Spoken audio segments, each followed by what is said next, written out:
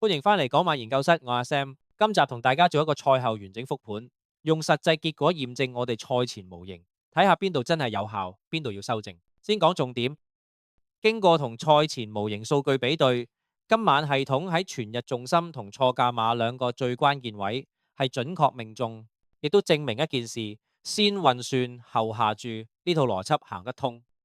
首先講亮點戰績，第五場全日重心 best bet。模型揀咗6號勁沙塵，理論勝率高達45%，結果直接贏馬。潘頓加3檔，再加班次優勢，所有數據完全對齊賽果。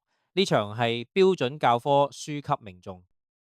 第二個重點，第8場最佳冷門 value bet， 模型首選2號風雲武士，市場明顯低估，但模型標注為錯價1檔，結果直接贏。布文加檔喺2班賽事嘅威力，市場唔信，但數據信。呢場含金量最高，再嚟連贏位。第6場 Q 模型揀11號紅前到加8號花好月型，結果11號贏8號亞連贏到手。重點喺邊？11號排12檔，但系統啟動咗潘頓外檔豁免權，舊版模型會剔除，今次保留，結果證明判斷正確。第3場連贏 Q 模型揀1號幸運星球同5號比特星，結果包辦冠亞。雖然2、3號大熱門失準，但模型嘅防守網成功避開全軍覆沒。簡單數一數全日表現，5班亂局依然難搞。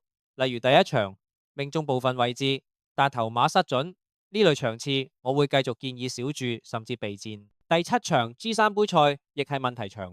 模型過度重視檔位同級數，低估咗輕磅馬嘅爆發力。呢一點之後會針對杯賽重新調整權重。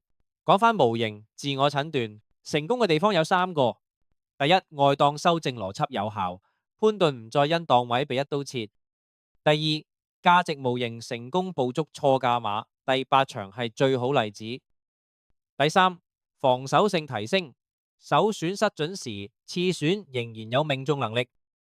不足亦好清楚，杯賽5班仍然係高波動區，需要更保守處理。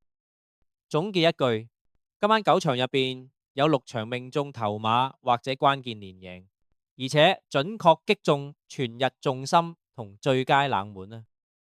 如果你係跟系統玩法，重視 value bet 同埋願意相信數據而唔係賠率，今晚應該有交代。如果你覺得內容有用，記得訂閱頻道。對模型分析方向或者賽事有咩意見，歡迎喺留言區直接講，我會逐一睇。